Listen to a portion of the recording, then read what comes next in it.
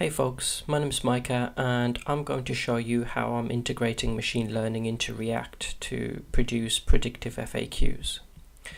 So you might be familiar with this journey. You scour a website looking for help on a topic but can't find what you're looking for. So you eventually turn to the FAQ pages and you're greeted with a blank screen where you need to start searching all over again, or even worse yet, you're presented with every possible answer for every possible question. I've been looking at how a predictive model might know what a user is looking for, and this is a demo of an initial prototype. This model is based on the user's journey and only runs client side. This means no expensive servers are needed. The model is pre-trained and almost instantaneous, even on slower, older mobile phones. So it doesn't need expensive CPU training, and for this example it's only 3 kilobytes in size, which is relatively tiny. The model is only loaded when needed and makes its prediction on the client's computer, so no privacy issues here.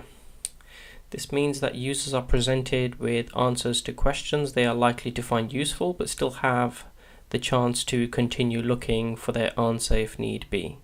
So say, for example, if I was interested, or I was viewing the television help page, for example, and I then visited the FAQ page, the model is then run in inference and it makes a prediction based on the journey, what I'm likely to be interested in.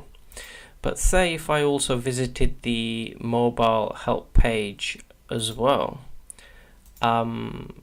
it might then predict that I'd be interested in the mobile FAQ page and also the television FAQ page. It would make a prediction on what the probabilities are of which one I'd be most interested in and then put them in order. The logical conclusion to this idea would be to include a way to gather feedback from the user, such as, did you find this answer useful, which would feed back into the model, which will then make the model better at predicting answers for future users. So here's a little more detail about my model and how I designed it. I took a bit of a strange route when building this model by building out the model and performing all of its calculations with pencil and paper for a few different weights and biases. This helped me understand the mechanics of the functions much better, and I could verify the results I was seeing. This is definitely overkill, but if you're interested in machine learning, then it's definitely worth doing at least once, as it will give you a much better understanding of the math. My model is based on sequential layers. Multiple hidden layers are using a hyperbolic tangent function. The output is using a softmax function, and it's being optimized by mean squared error. The number of nodes decreases at each layer, and the model is then trained over 500 epochs.